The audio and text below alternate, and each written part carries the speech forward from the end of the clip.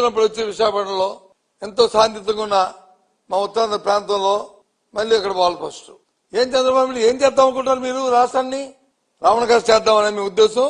సమాజంలో వర్గాలకు తగులు పెట్టి దాని నుంచి లబ్ధి పొందామనే రాజకీయ లబ్ధి పొందామనే మీ తాలూకా దుర్బుద్ధి. దానికి వచ్చి ఉత్తర ప్రభుత్వం ఎన్డీఏలో ఉన్న జనసేన భారతీయ జనతా పార్టీ నాయకులు ఎందుకు మీరు మాట్లాడట్లేదు? తప్పు ఎందుకు చెప్పట్లేదు?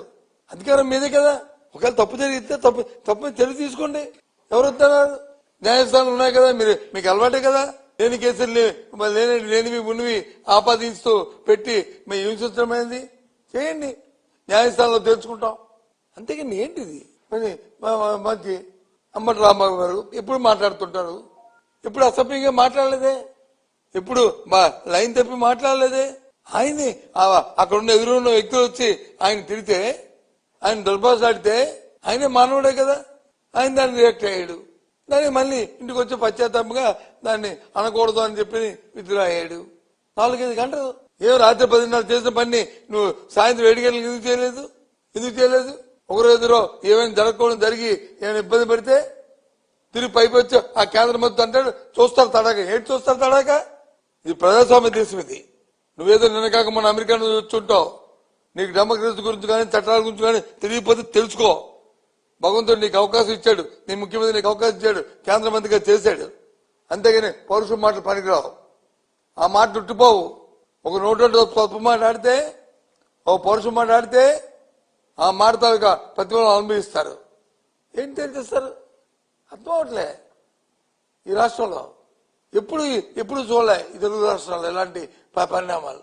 అందులో మా ఆంధ్ర రాష్ట్రంలో అయితే ఇంకా జాగ్రత్తగా ఇంకా ఉంటాం. ఎందుకోసం ఇది? దేనికోసం? చేతనైతే మంచి పరిపాలన, చేతనైతే మంచి గవర్నెన్స్ ఇయ్యు, ప్రజలతో సభాష్ అనిపించుకో. చేత కాదు కానీ రైతులకు వచ్చి కనీసం ఎరువులు ఇవ్వలేని దిక్కుమల పరిస్థితులు ఉంది వాళ్ళ రాష్ట్రం.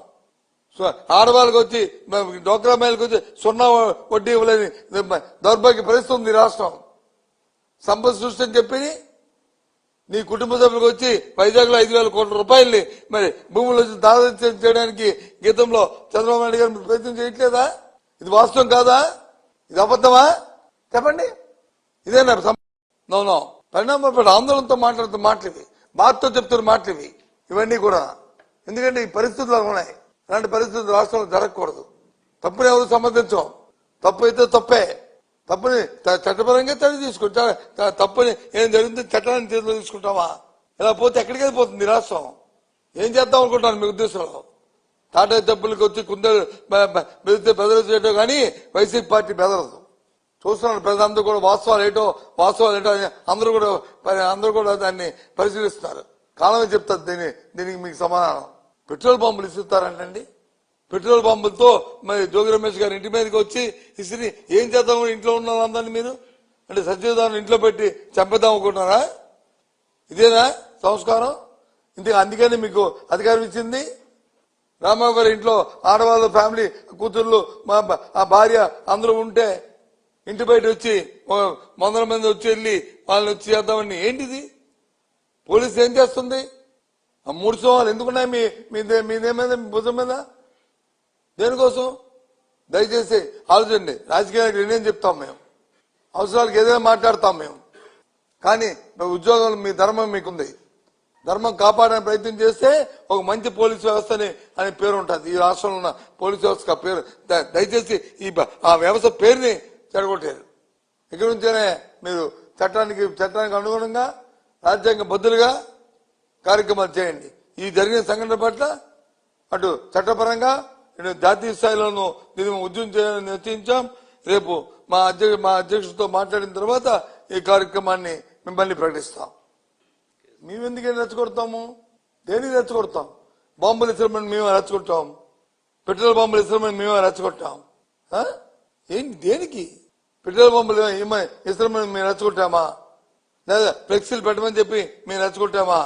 లేకపోతే ఎన్డీపీ రిపోర్ట్ లో వచ్చి లేకపోతే ఎన్డీఆర్ రిపోర్ట్ లో వచ్చి యానిమల్ ఫ్యాట్ లేదని రిపోర్ట్ ఇచ్చి ఫాల్స్ రిపోర్ట్ ఇచ్చి మేము తెప్పించామా? ఏంటిది? ఆ దేవదేవుడిని అపాదం చేయడానికి అనేది ఇంతమంది మనోభావాల్ని మీరు వచ్చి ఆడుకోవడం న్యాయమా? ఇది ఇదే కార్యక్రమం. చెప్పండి. ఎందుకు చేస్తాం? కాలమే చెప్తుంది. మీరు మీరు మీరు పరిపాలన సక్రమంగా చేస్తుంది. ఇప్పుడు వచ్చి 8 నెలలైంది ఫీజు రీయింబర్స్మెంట్ ఇచ్చారండి విద్యార్థులకి. ఎలా చదువుకుంటారు విద్యార్థులు? దగ్గర 8 వాయిదాలు అయింది.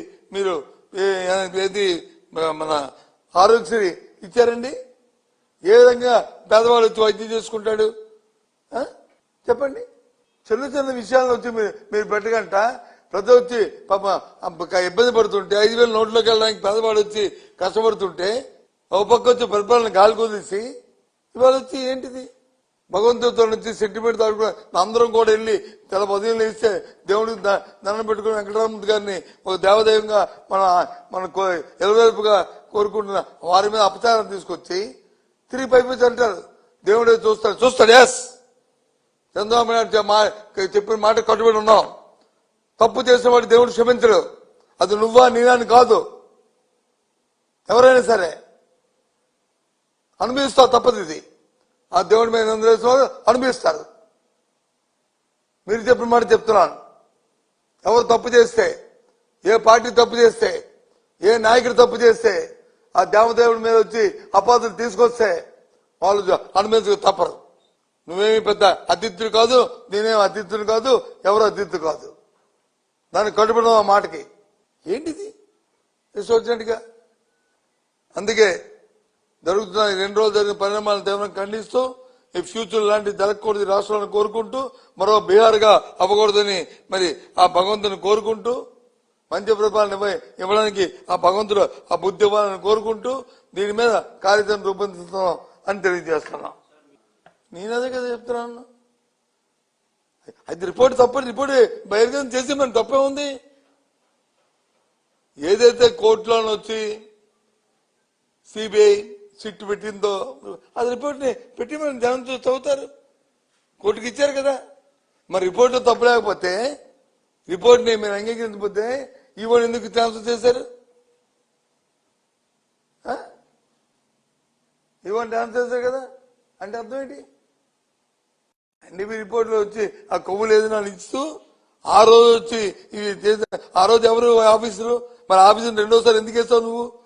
నువ్వు సీనియర్ కదా, ఎందుకు ఇవ్వాల్సి వచ్చింది